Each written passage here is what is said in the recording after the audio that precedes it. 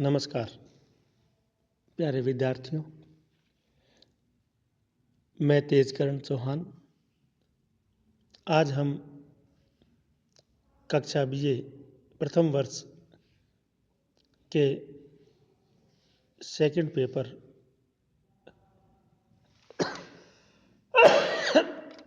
आधुनिक विश्व का इतिहास के अंतर्गत एक बहुत ही महत्वपूर्ण विषय फ्रांस की क्रांति के बारे में पढ़ेंगे।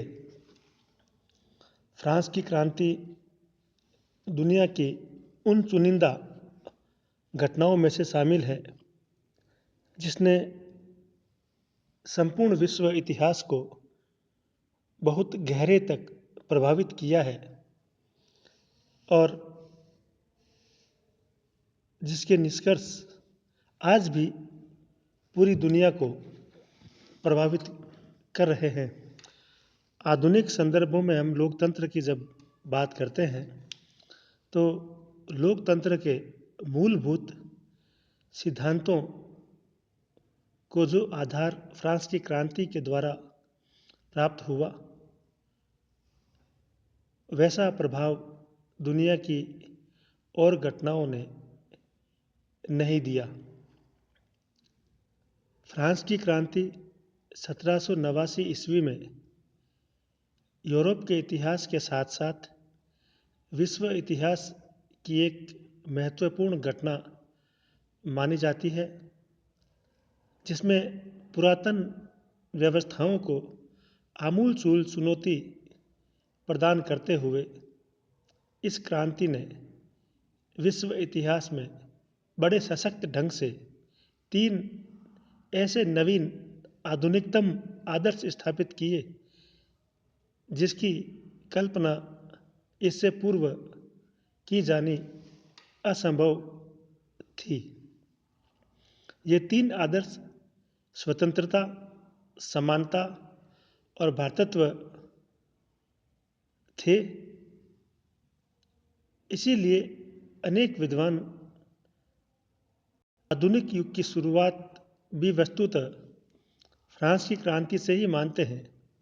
स्वतंत्रता के आदर्श के मूर्तिकरण के रूप में फ्रांस की क्रांति ने यह स्पष्ट कर दिया कि सत्ता ऊपर से नहीं आती, बल्कि नीचे से जनता के द्वारा उठकर ऊपर जाती है। स्वतंत्रता का यह विचार सत्ता एवं परंपरा के प्रति आज्ञाकारिता के पुराने सिद्धांतों के प्रति स्पष्ट विद्रोह का रेखांकन था। समानता के सिद्धांत के उद्घोष के अंतर्गत कुलीन वर्ग के रूढ़िबद्ध विशेष अधिकारों को चुनौती प्रदान की गई और कानून के समक्ष सभी मनुष्य की समानता की बात दृढ़ता के साथ कही गई। इसी प्रकार भ्रातृत्व का संदेश मनुष्यों के मध्य राष्ट्रीय प्रेम एवं सौहार्द की भावना को बलवती बनाने के प्रयासों से मुखरित हुआ। इन तीनों ही सिद्धांतों ने मनुष्य मात्र के गौरव एवं सम्मान के सिद्धांत को पुष्ट किया। वहीं दूसरी ओर उपयुक्त सिद्धांतों के प्रस्फुटन और प्रचार का श्रेय एकमात्र फ्रांस की क्रांति को ही दिया जाता है। स्वतंत्रता एवं समानता के सिद्धांत इससे पूर्व इंग्लैंड एवं अमेरिका की क्रांतियों में भी आंशिक रूप से अवश्य प्रतिध्वनित हुए, लेकिन फ्रांस की क्रांति ने इन्हें अधिक घनत्व और गंभीरता के साथ प्रस्तुत किया और स्थापित किया।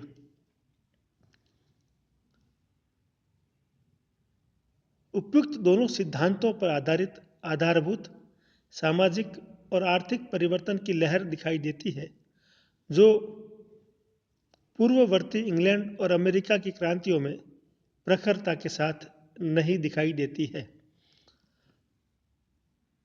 फ्रांस की क्रांति एक प्रकार से मिशनरी जोश की तरह थी। इसके माध्यम से जो विचार प्रसारित हुए उन्होंने 19वीं और 20वीं सदी के इतिहास को एक महत्वपूर्ण दिशा प्रदान की। फ्रांस की क्रांति मूलतः फ्रांस की पुरातन व्यवस्था के प्रति गहरे जन असंतोष का परिणाम थी। पुरातन व्यवस्था गंभीर सामाजिक विषमता, राजनीतिक निरंकुशता, प्रशासनिक अंधव्यवस्था तथा जन सामान्य का आर्थिक शोषण इन सब का पर्याय बन चुकी थी। इन परिस्थितियों को रेखांकित और सुधार के लिए जो कार्य फ्रांस के समकालीन विचारकों ने किया और इसकी शुरुआत 1789 में फ्रांस में व्याप्त घनघोर वित्तीय संकट की वजह से शुरू हुआ। 1789 ईस्वी का फ्रांस का वित्तीय संकट इस क्रांति का तात्कालिक कारण बना। सबसे बड़ी बात हमें यहाँ दिखाई देती है, किसी भी विचारक ने क्रांति का पूर्व आभास नहीं दिया। वे सभी सुधारों और परिवर्तन की मांग कर रहे थे, लेकिन पुरातन व्यवस्था के प्रति जन असंतोष, नवीन विचारों का जोश और तत्कालिक परिस्थितियों का एक ऐसा समुच्चय 1789 में खड़ा हुआ जिसने फ्रांस को क्रांति के सम्मुख खड़ा कर दिया।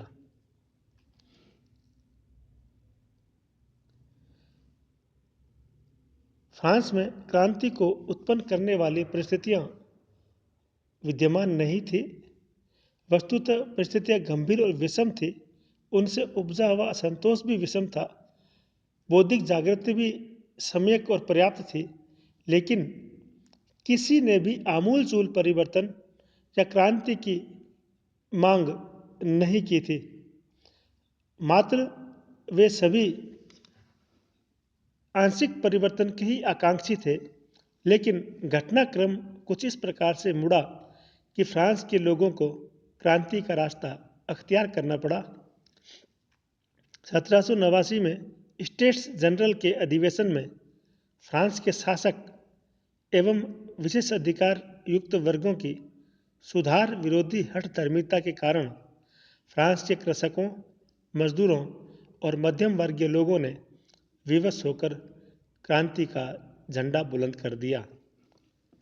परिवर्तन समय की मांग थी। इस मांग को फ्रांस के शासक और विशेष अधिकार युक्त वर्ग ने पहचाना नहीं। उनकी अतिवादी हठधर्मिता की परिणति उनके विनाश के रूप में सामने आई और जन सामान्य ने पाया आमूलचूल परिवर्तन का तोहफा, एक ऐसा तोहफा जिसने संपूर्ण विश्व के इतिहास की दिशा बदल दी। इस क्रांति के कई कारण विद्यमान थे। उनमें सबसे महत्वपूर्ण कारण जो रहे उनके बारे में हम यहाँ संक्षिप्त में चर्चा करेंगे। सबसे पहला जो कारण था वह था गंभीर सामाजिक विषमताएं। फ्रांस का समाज सामाजिक रूप से अनेक भागों में बटा हुआ था, जिनका मूल आधार विशेष अधिकार थे।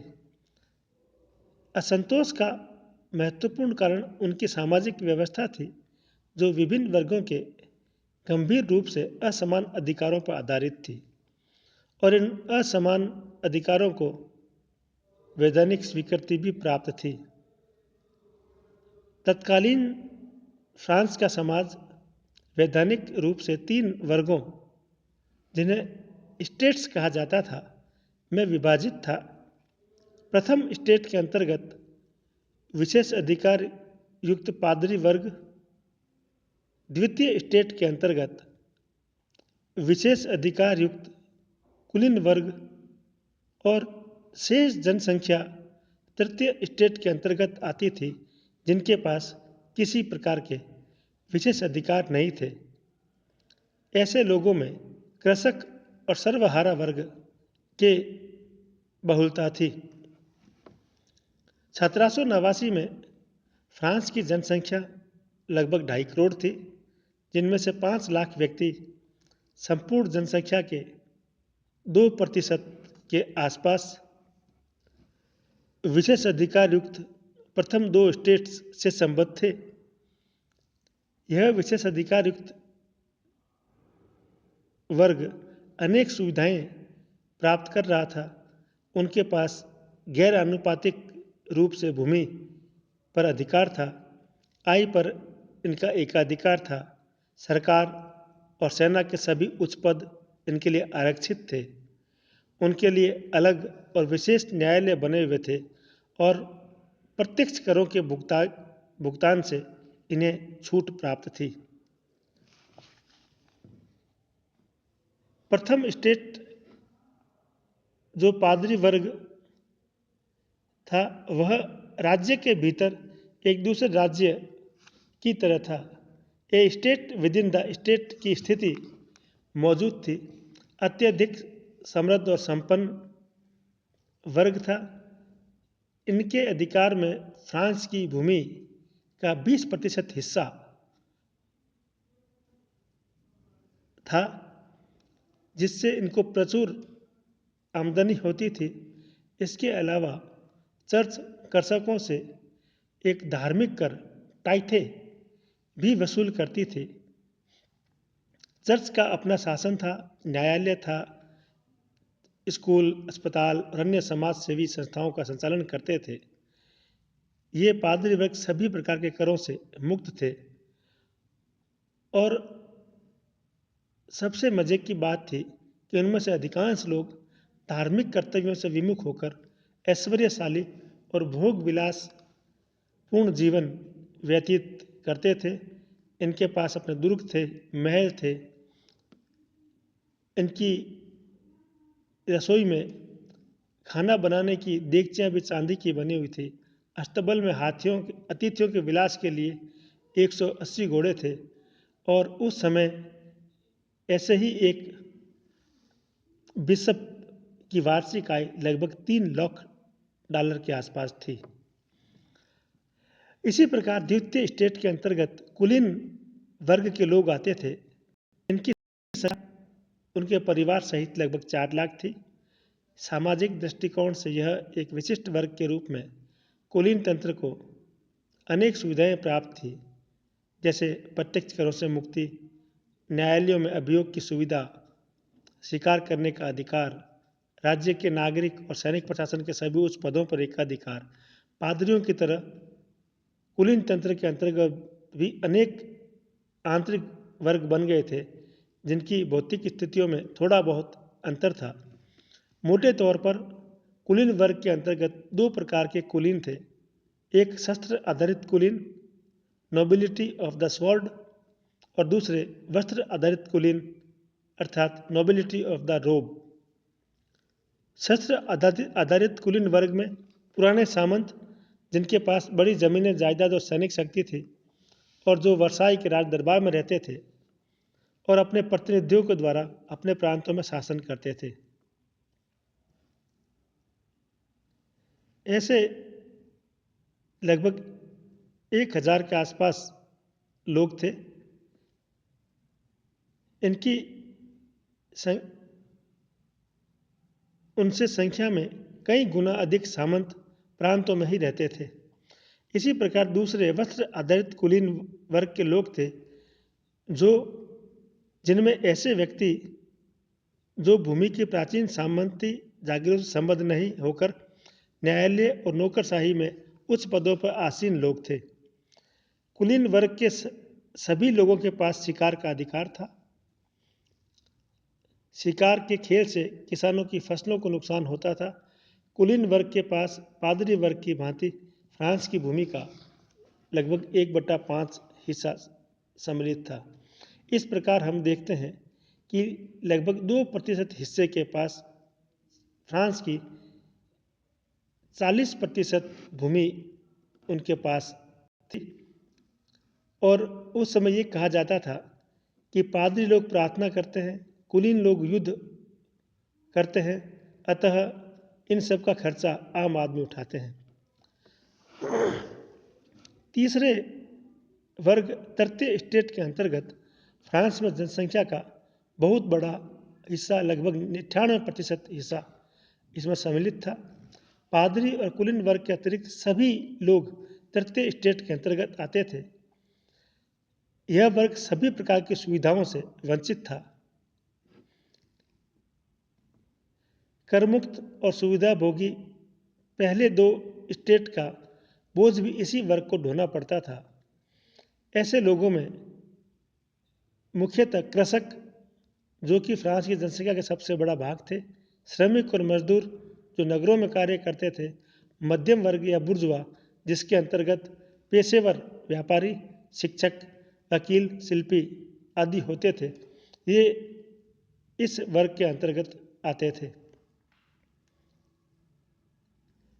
इनकी लोगों की भौतिक स्थितियों में बड़ा अंतर था। इनके अंतर्गत समृद्धतम व्यापारी से लेकर निर्धनतम कृषक और प्रबुद्धतम व्यक्ति से लेकर निरक्षर भट्टाचार्य तक शामिल थे। इस वर्ग में समानता का आधार यही था कि पूरा वर्ग विशेष अधिकारों से रहित था और राजकीय करों का बोझ वहन करता था। मूलतः फ्रांस एक कृषि प्रधान देश था और लगभग 80% जनता कृषक थी। देश के विभिन्न क्षेत्रों में कृषकों की स्थिति में पर्याप्त अंतर था। नगर में काम करने वाले श्रमिक और मजदूरों की स्थिति भी अच्छी नहीं थी। तृतीय स्टेट का सबसे प्रबुद्ध और सर्वाधिक संतुष्ट वर्ग मध्यम वर्ग या बुर्जुआ वर्ग था, जो जनसंख्या का लगभग 10% था। मध्यम वर्ग में भी भौतिक स्थिति के आधार पर 3 वर्ग, उच्च मध्यम वर्ग, मध्य मध्यम वर्ग और निम्न मध्यम वर्ग थे। उच्च मध्यम वर्ग सबसे समृद्ध था। इस प्रकार फ्रांस के समाज की पुरातन व्यवस्था में विभिन्न वर्गों के मध्य गंभीर असमानताएं थी। फ्रांस में असंतोष जीवन की कठिनाइयों से उतना उत्पन्न नहीं हुआ जितना कि विभिन्न वर्गों द्वारा झेली जा रही असमानताओं के बोझ से। फ्रांस का आर्थिक और सामाजिक ढांचा इसके राजनीतिक और प्रशासनिक ढांचे की तुलना में बहुत अधिक विकसित हो चुका था। फ्रांस के आर्थिक दृष्टि से प्रभावशाली तंत्र और राजनीतिक दृष्टि से प्रभावशाली तंत्र, इन दोनों के मध्य तीक्ष्ण विभेद था। इस प्रकार सामाजिक अवस्था ने क्रांति के लिए मानसिक रूप से काफ़ी समय से एक विद्वेग की स्थिति उत्पन्न कर रखी थी। इसके पश्चात दूसरा महत्वपूर्ण कारण व्यापक आर्थिक असंतोष था। अनेक कारणों से फ्रांस की जनता में गहरा आर्थिक असंतोष था और सरकार के वित्तीय कुप्रबंधन ने इनकी वेदना को और भी अधिक गहरा बना दिया था।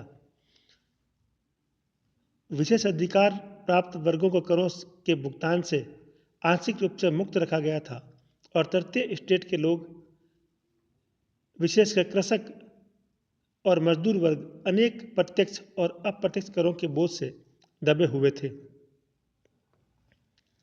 किसान को सामंत, चर्च और राजा को कर देने होते थे।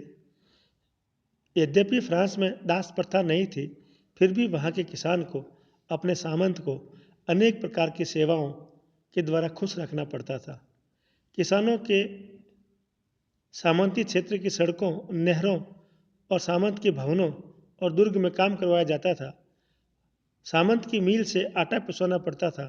सामंत के बड़े तंदूर में रोटियां सेकनी पड़ती थी और सामंत के शराब के भट्टे में अपनी उपभोग की शराब बनानी पड़ती थी। बहुधा एकमात्र तंदूर, मिल और शराब का भट्टा वहाँ के लॉर्ड का होता था। ऐसी स्थिति में किसान लॉर्ड को रोटी, आटे और शराब को जो वे बनाते थे कुछ अंश देते थे। सामंतों को अब भी अधिकार था कि जहाँ उनकी मर्जी हो शिकार खेले, चाहे उनके ऐसा करने से किसानों की फसलें ही बर्बाद क्यों न हो। इसके अलावा किसानों को किसी भी प्रकार के शिकार की अनुमति नहीं थी। कृषकों और तृतीय स्टेट के लोगों को टाइथे नामक धार्मिक कर भी चर्च को देना होता था। किसान को सबसे अधिक कर राजा को देने पड़ते थे, जो प्रमुख रूप से दो प्रकार के थे। पहला भूमि कर टेली और दूसरा व्यक्ति कर या आयकर। पादरी और कुलीन तंत्र को प्रत्यक्ष करों के भुगतान से छूट थी। अप्रत्यक्ष कर के अंतर्गत नमक, चुंगी उत्पाद और निर्यात इत्यादि थे। इसमें भी नमक कर, जो गैबेले के नाम से प्रसिद्ध था, ने फ्रांस की जनता को वस्तुतः बहुत दुखी कर रखा था। नमक पर राज्य का एकाधिकार था। गैबेले के कारण नमक अपनी वास्तविक कीमत से कई गुना अधिक कीमत पर मिलता था, क्योंकि मांस को सुरक्षित रखने के लिए नमक आवश्यक वस्तु में से एक था और प्रत्येक व्यक्ति को नमक सरकारी एजेंट से ही खरीदना होता था। प्रत्येक परिवार के लिए 8 वर्ष से ऊपर के प्रति व्यक्ति के लिए कम से कम 7 पाउंड नमक अनिवार्य रूप से खरीदना होता था। नमक की कर की दरों में बहुत अंतर था। नमक कर न देने वालों को जेल भेज दिया जाता था।